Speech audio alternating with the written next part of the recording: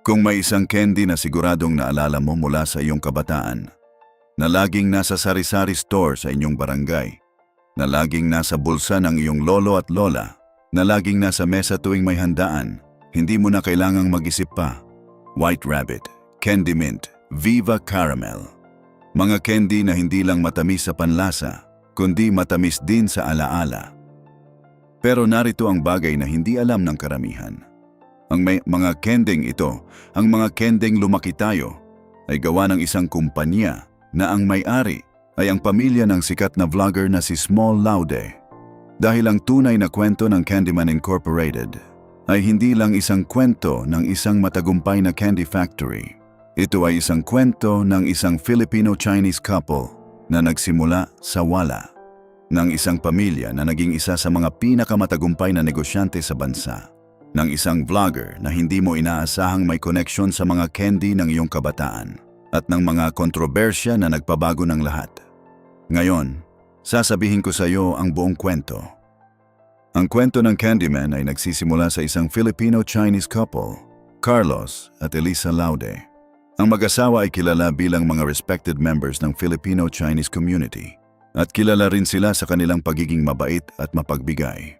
Noong Hunyo 6, 1960, itinayo ng mag-asawa ang isang candy factory sa Governor Pascual Avenue sa Malabon, na kanilang tinawag na Candyman Incorporated. Pero hindi lang basta candy factory ang itinayo nila, dahil noong parehong taon, noong 1960, ang Candyman ay binigyan ng opisyal na lisensya para gumawa ng sikat na White Rabbit candy para sa local market. At iyon, ang lisensyang iyon, ang nagbago ng lahat. Dahil ang White Rabbit candy ay sikat na sa China at sa ibang bansa noon. Pero nang simula ng Candyman na gumawa ng local version nito, naging mas popular pa ito sa Pilipinas. At mula noon, ang Candyman ay naging isa sa mga pinakakilalang candy company sa bansa. Ngayon, pag-usapan natin ang isang bagay na baka hindi mo pa alam. Ang White Rabbit na kilala natin ay hindi lang isa. Dalawang uri ng White Rabbit ang ibinebenta sa Pilipinas. Una, ang imported White Rabbit. Ito ay puti ang kulay, malambot, at may edible wrapper na gawa sa rice paper. Mabibili pa rin ito sa mga online platforms tulad ng Lazada at Shopee, at sa ilang supermarket na nagbebenta ng imported products. Pangalawa, ang local White Rabbit na gawa ng Candyman. At narito ang pagkakaiba, ang local version ay mas matigas, isang caramelized at buttered toffee candy, at walang edible wrapper. Ito ang White Rabbit na mas madalas nating binibili sa mga tindahan. Ito ang White Rabbit ng ating kabataan. At dahil sa tagumpay ng White Rabbit, patuloy na lumago ang Candyman. Patuloy silang gumawa ng mga bagong produkto. Patuloy silang nagbibigay ng mga candy na naging bahagi ng buhay ng bawat Pilipino. Ngayon, pag-usapan natin ang mga iconic na produkto ng Candyman na siguradong naalala mo. Noong 1970s, nagpakilala ang Candyman ng isa pang iconic na candy, Candy Mint. Ito ay isang menthol candy na may chocolate filling sa loob. Kaya naman ito ay tinatawag na the original chocolate mint candy of the Philippines. At kasabay ng White Rabbit, ang Candy Mint ay laging nasa sari-sari stores sa buong bansa. Pero hindi lang Candy Mint ang sumunod. Dahil ang Candyman ay patuloy na nag-innovate, patuloy na gumawa ng mga bagong candy na naging bahagi ng ating kabataan. Lumabas ang Viva Caramel, isang caramel candy na, katulad ng Candy Mint, ay may chocolate filling sa loob. Sinabi mismo ng host ng video na kapag natikman niya ang Viva Caramel ngayon, parang bumabalik ang kanyang kabataan. Lumabas din ang Love Talk, mga assorted fruit-flavored candies na may love notes na nakaprint sa balat. Ayon mismo kay Small Laude, ang Love Talk ang ibinibigay sa kanya ng kanyang mga manliligaw noong siya ay bata pa. At lumabas din ang Orange Kissed, isang orange-flavored candy, at ang Fully Jelly, mga fruit-flavored jelly candies. Ngayon, pag-usapan natin ang mga bagong produkto ng Candyman. Bukod sa White Rabbit, Candy Mint, Viva Caramel, at Love Talk, ang Candyman ay gumawa na rin ng mga bagong candy para sa bagong henerasyon. Mayroon silang delisyosa, isang tamarind-flavored candy. Mayroon silang calamansi, isang calamansi-flavored candy na may mint. At mayroon silang blast menthol candy. Pero kahit lumabas ang mga bagong produkto, ang mga classic na candy ng Candyman, ang White Rabbit, Candy Mint at Viva Caramel, ay hindi pa rin napapalitan sa puso ng mga Pilipino dahil ang mga kending iyon ay hindi lang candy. Sila ay mga alaala, mga sandali ng kabataan na hindi na mababalik. At ang tagumpay ng Candyman ay nagdulot ng malaking kayamanan sa pamilyang Laude. Pero kahit naging matagumpay at mayaman ang pamilyang Laude ay hindi kilala ng publiko sa loob ng maraming taon. Nanatili silang mababa ang profile, nanatili silang malayo sa spotlight. Hanggang sa noong 2019, isang bagay ang nagbago ng lahat. Pag-usapan natin si Small Laude. Ang tunay na pangalan niya ay Marisa Eduardo at ang kanyang palayaw na Small ay nagmula sa kanyang ama na tinawag siya ng ganon dahil napakaliit niya nang siya ay ipanganak. At hanggang lumaki siya, ang palayaw na Small ay nanatili. Si Small ay nagmula sa isang pamilya ng mga negosyante sa Nueva Ecija. Ang kanyang pamilya ay may garment export business, rice milling at rice trading business at nagmamay-ari rin ng isang bowling center. Pero narito ang isang bagay na hindi mo pa naririnig tungkol sa pamilya ni Small.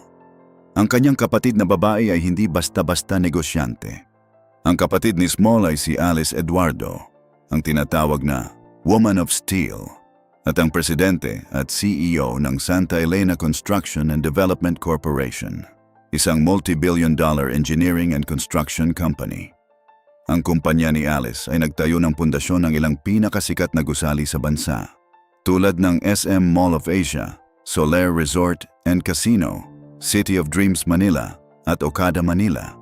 Kaya ang pamilya ni Small ay hindi lang isang ordinaryong pamilya, sila ay mga negosyante, mga matagumpay na negosyante.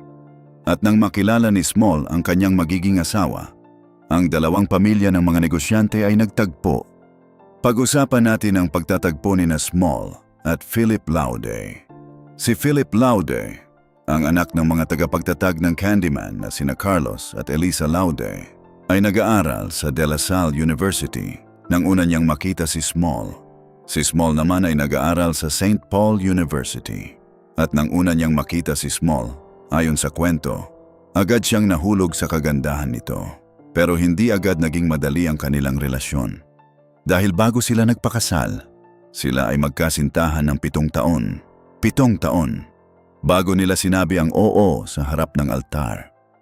Noong Oktubre 31, 1993, si Philip at Small ay nagpakasal at ang kanilang kasal ay nagbunga ng 4 na anak, sina Christopher o PJ, Michael, Timothy, at ang bunso at nag-iisang anak na babae na si Allison. Pero bago dumating ang mga anak, si Philip at Small ay dumaan sa isang mahirap na panahon. Pagkatapos nilang ikasal noong 1993, nahirapan silang magkaroon ng anak, kaya naman sila ay nagsayaw sa Obando bago sila pinagpala ng 4 na anak. Ngayon, pag-usapan natin kung paano naging sikat si Small Laude sa social media. Noong 2019, dahil sa pagkabagot at sa paghikayat ng kanyang pinakamatalik na kaibigan na si Karen Davila, si Small Laude ay nagsimulang mag-vlog. Pero sa simula, si Philip at ang kanilang mga anak ay hindi pabor sa ideya. Hindi sila masaya na ang kanilang buhay ay ilalabas sa publiko. Hindi sila komportable sa ideya ng pagiging public figure. Pero nang malaman nila na ang kanilang mga kaibigan ay nanonood na rin ng vlogs ni Small at nag-aabang pa sa kanyang mga bagong upload, naging supportive na sila. At ang desisyong iyon, ang desisyong suportahan si Small sa kanyang vlogging, ay nagbago ng lahat. Dahil ang masayahin at natural na personalidad ni Small ay agad na naging hit sa internet. Kilala siya sa kanyang mga linya. Of course, no bashing, it's for fun. At ngayon, ang YouTube channel ni Small Laude ay may 2.57 million subscribers. Sa Facebook, 2.4 million followers. Sa Instagram, 972,000 followers. Sa TikTok, 1.2 million followers. Ngayon, pag-usapan natin ang mga negosyo ng pamilyang Laude. Bukod sa Candyman, si Philip ay aktibo rin sa stock market. At noong 2013 ay itinatag niya ang Timson Securities, isang stock brokerage firm. Ang pangalan ng kumpanya ay nagmula sa dalawang pinakabatang anak nila, sina Timothy at Allison. Si Small ay naging Vice President at Director ng Timson Securities. Mayroon din silang Timson Printing, isang printing company. At bago pa man pumasok si Small sa vlogging, nagpatakbo siya ng isang preschool na tinatawag na Green Hills Learning Center na pinatakbo niya ng 8 taon. Noong Disyembre 2023, si Small ay pumasok sa beauty industry sa pamamagitan ng kanyang skincare brand na Small Steps Skin. At ang pamilya ay nagmamay-ari rin ng isang Jollibee franchise na naging tampok pa sa isang vlog ni Small. Pero kahit gaano kasagana ang buhay ng pamilyang Laude, hindi sila nakaiwas sa mga kontrobersya. Noong 2014, ang BIR ay nag-file ng kaso laban kay Philip Laude para sa umano'y pagtatangkang mag-evade ng buwis na nagkakahalaga ng 21.98 million. Ito ay matapos niyang mag-invest ng 50.66 million, habang ang kanyang declared income noong 2013 ay 741 lang. At hindi lang iyon. Si Philip ay naging sangkot din sa isang controversial na flood control scandal matapos matuklasan ang isang joint account sa pagitan niya at ni Edvic Yap, isa sa mga kongresistang sangkot sa anomalous na flood control projects ng DPWH. Pero ang mga abogado ni Philip ay malakas na itinanggi ang mga alegasyon at nagpaliwanag na ang joint account ay para sa isang joint venture plan na hindi natuloy at walang transaksyon na naganap sa pagitan ng dalawa.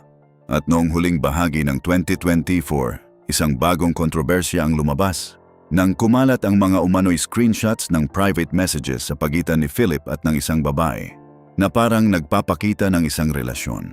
Pero ang kampo ni Philip ay itinanggi rin ito at nagsagawa ng legal na aksyon laban sa individual na nagpakalat ng mga screenshot na kinilala bilang si Precious Lara Sue. At kahit sa gitna ng lahat ng kontrobersya, si Philip at Small ay nanatiling magkasama. Lumabas pa si Philip sa pinakabagong vlog ni Small nang sila ay pumunta sa isang food trip sa Laguna. Isang Filipino-Chinese couple na nagsimula sa isang candy factory sa Malabon noong 1960. Isang lisensya para gumawa ng White Rabbit. Isang pamilya na naging isa sa mga pinakamatagumpay na negosyante sa bansa. At isang vlogger na hindi mo inaasahang may koneksyon sa mga candy ng iyong kabataan. Iyon ang kwento ng Candyman at ng pamilyang Laude. Kaya sa susunod na kumain ka ng White Rabbit o ng Candy Mint o ng Viva Caramel, alalahanin mo ang mag-asawang Carlos at Elisa Laude na noong Hunyo 6, 1996 ay nagsimula ng isang candy factory sa Malabon na naging bahagi ng kabataan ng bawat Pilipino. At yon ang tunay na tamis ng Candyman. Hindi lang sa panlasa, kundi sa alaala. Anong Candyman candy ang paborito mo nung bata ka? White Rabbit ba? Candy Mint? Or Viva Caramel? I-comment mo sa baba. At huwag kalimutang mag-subscribe para lagi kang updated sa aming mga kwento. Salamat sa panood!